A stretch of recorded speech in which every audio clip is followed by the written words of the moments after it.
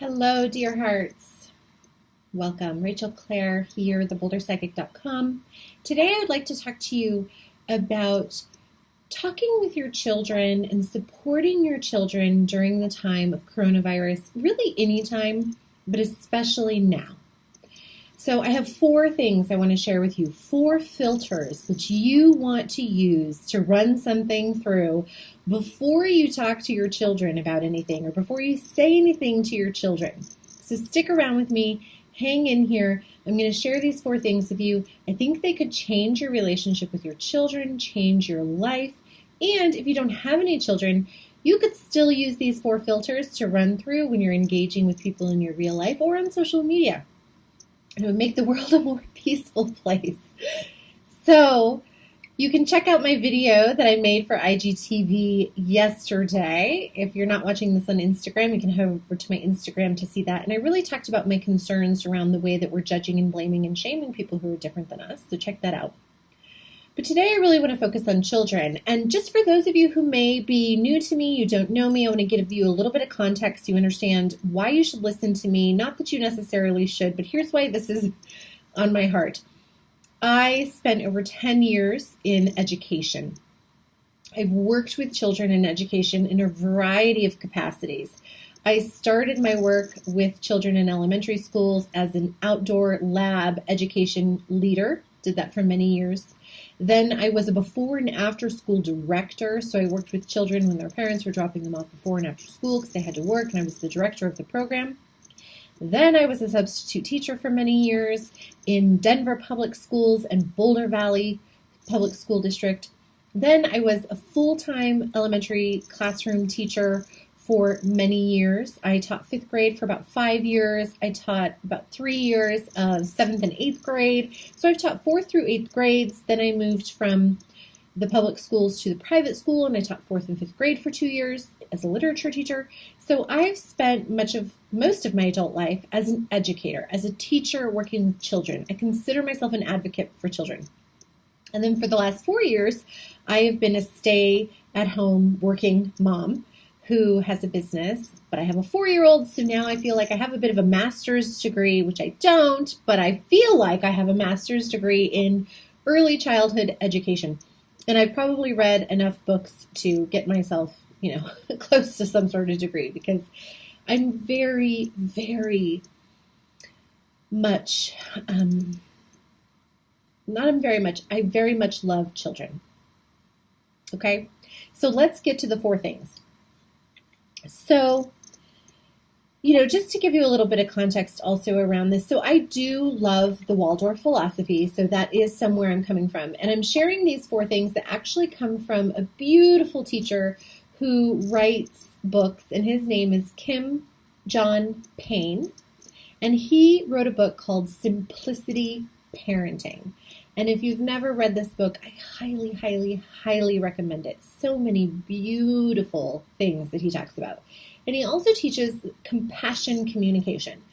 So he says before you tell something to a child, you want to run it through these 4 filters, okay? Number 1, is it kind? So if it's not kind, you're not going to say it. If it is kind, then you can proceed. Is it true? And not like true or false, but like, is it true? Like it's true to your values. It's true to you and who you are and what you want to say to a 4-year-old or a 5-year-old child or whatever age. Is it really the truth of you? Is it really in alignment? And then if so, you can proceed to the next one, which is it necessary? Is it necessary that you say this? Do you have to say this now? Do you have to talk about it? Does it really add? Is it really necessary? If not, no. And then many of you have maybe heard that, right? There's like a meme that's gone around. Like I think many of us have heard, is it true, kind, or necessary? And in fact, I used to have that poster hanging in my classroom. It's a very, very interesting thing to live by. So that's why it's for you, even if you don't have children, because I feel like if we all paused to really think long enough about what we're about to say, to run it through those filters, we will be kinder, gentler, more compassionate, loving human beings. So Kim John Payne adds a fourth one, which I think is beautiful, and it is it securing? Does it add security to this child's world? Does it make their life in this world and our rhythms and our home and their feelings more secure? If not, right? So, like, I have this story. It's personal. It's out of my personal life, but it's true. So there's a cemetery near our house. And Sophia and I have driven by that cemetery for years, and it's never come up. Never talked about it.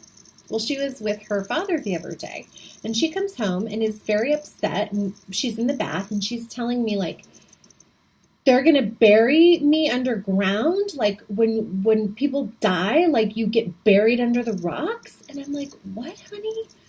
What? And she's like, well, this is what her father had said to her. And so, by the way, I have his permission to share about him. He loves to be talked about, so...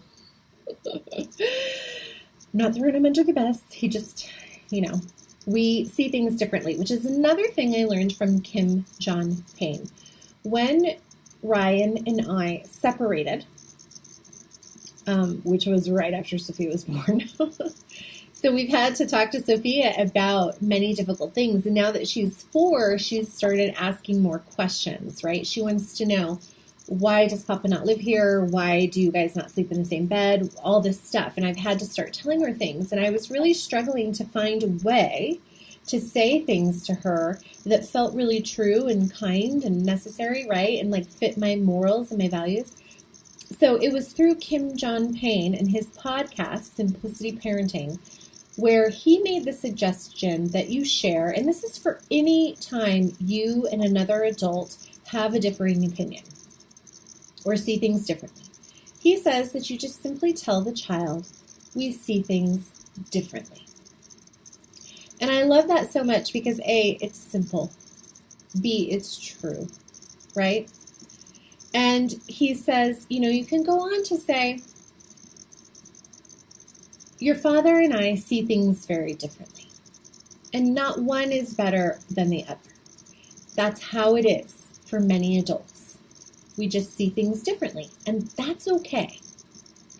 But your papa and I, we see things so differently that we can't live together in the same house. And so it was the first time that I felt like I could really have a real conversation with Sophia that felt really true, that honored, this is the boundary, this is the way it is, and this is why. And she can get that and hear that at 4, right? So Kim John Payne is a very wonderful asset to have in your back pocket as a parent. He's a wonderful author, a wonderful teacher, a wonderful writer. And his podcast, Simplicity Parenting, I cannot recommend it enough.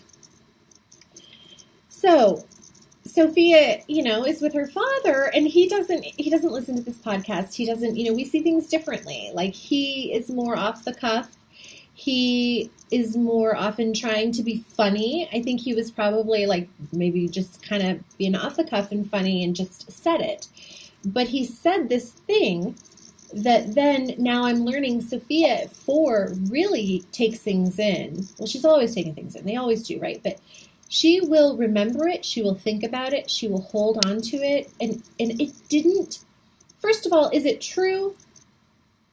Like, is it true to my morals and values that the way I want to talk to people about death is like they're going to put your body under the rocks? No. Is it necessary? No. You don't have to tell your child that way. Is it kind? No, because it's not. And that's another thing I find myself saying a lot to people is like, it's not a kindness to her. Like, when I'm trying to tell people why we need to have these rules or boundaries or not say things or say things, it's because it's not kind. It's not a kindness to her. Okay? And is it securing? No. That was not securing for her. So I do talk to Sophia about death. I've told her about death. We had a family cat who died. I use the word death, but I also tell her my values, which are we leave our body, things leave our body. That is the cycle of life, but we go on. We go back to the stars. We don't ever die in our spirit, but we leave here. And yes, animals die. But I've never like gone, I'm not going to go even further and say, I die, you're going to die. No. When she gets to be like 7, 8, 9, she'll start to ask more questions about that, and we can talk about it a little further. But as far as death for a 5-year-old in my household, it's basically like, they went back to the stars, and that's about where we leave it. And then if she asks any more questions around it, like why or when, I'll answer those questions very minimally, very lightly, with as little information as possible to make sure it's true, it's kind, it's necessary, and it's securing. So around coronavirus, these kids are going to be inundated with information if they are getting any information from the news, if you have the news on. In this day and age, the news cycle is 24/7. So in my household, as a personal choice, Sophia does not watch television. She does not watch the television. She does not watch shows. Now, I will say that from the time she was born until about 3, she didn't watch any television or shows. Maybe a few shows sometimes that are Grammys or with her papa. Around 3, I started playing with giving her an iPad, and then it became this horrible thing that just like devolved because she'd wake up really early. I'd give her the iPad so she could go watch it so I could sleep. Then it became this habit. Then she started waking up even earlier. Then all she wanted to do was wake up and watch the iPad. And I was like, this is not my value. I don't want to teach my daughter to wake up in life and like go look at the iPad instead of like going for a walk or going, whatever. So I told her the iPad was gone, put it away. And it's been surprisingly easy. It was only a couple days that she complained. Now she doesn't even ask for it. She does not watch any shows. And I do not ever turn the television on during the day. So when Sophia is around and she is here, not with her papa, the TV is never on. I do not let her watch any news. So I really, really recommend that you just kind of take stock and look at, like, what are your children consuming? Even teenagers. Is your television on? Is the news on? Because these can be very scary thoughts.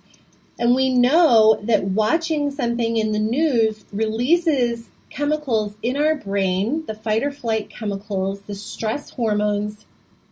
So it's not healthy, right? And it's not going to be securing, and it's not going to create a rhythm. Children just need to know that they're okay and you're okay. So when you talk to them about this, you can say, there's this virus or this sickness or this flu that's going around. It's a new one. So we don't, know how to fight it off as well. So for most people, it's fine. For some people, it can be serious. It can be really serious, or it can be dangerous. So we're just taking extra precautions to really make sure that we're safe. And I'm healthy, and you're healthy, and generally, people that are young, like your age, who get it, are going to be fine. You could even talk to them about symptoms. Like, I've had a flu, remember? Mama's had a flu. Or you've had a flu, remember? And we cough, or our body feels achy, we get chills, maybe we have a headache. Remember that? Yeah, it's like that. And for most people, it'll be no worse than that. And there are lots of good helpers, lots of doctors and nurses who know about these things, who are working hard. And, if we do get it, then they'll help us, right? And you don't even need to say all of this, right? You just kind of give them the bare minimum if they ask more questions. But what you're trying to do is secure their world. You basically want to let children know you're safe, I'm safe, everything here is safe, and we're going to go on with our rhythms, and we're going to be fine, And, like, if you're not seeing grandparents or something, you can say, grandparents can be, it can be more dangerous for them, but they're doing everything to be safe, to stay home. They're not going out as much. We're not seeing them right now. Just very gentle, easy, kind, true, necessary ways to tell the children. And then just do your best to try to keep that news out of their realm of influence, right? Because it's very hard to interpret for children. It's very stressful. And if they see images that are scary, and they're constantly seeing it, they're going to have more stress. They're going to act out more. Now, I understand for many of you, it's like you're at home, you have your children, you're like, what are you talking about, Rachel? I've got more time with my kids now than ever, blah, blah, blah. Like, I have to watch the TV. Like, let me just say from my own experience that taking it away is incredibly peaceful. Children, research even shows this, and I've seen it with Sophia. They sleep better, they go to sleep better, they sleep longer, they become more imaginative, they have longer sustained play, without needing you. So it's like we don't have to fill them and give them this crutch and like, oh, I need my space, so I have to go give you this thing to do. No, you can say, you know what, right now Mama needs to work, or I need to be at my computer, I need to have a phone call. We'll come back together in a little bit. I wonder what you'll do. And then, of course, you have things around for them. And then, of course, it's even better if you set a timer and you have like 10 minutes of Mama and Sophia time, or Mama and your child time, so that they are getting your undivided attention every day, at least one-on-one, and that you are doing things like sitting down together for meals, coming up, sitting down together to go for a walk or whatever. So you have this in-breath, out-breath rhythm. That's securing and safe. And then I think you'll discover you get more time to work on things, and they have longer imaginative sustained play if they're not always reaching for a show or the iPad the moment that they feel bored, right? So my point for this video is it true? Is it kind? Is it necessary? Is it securing? I hope that's helpful. Bye-bye.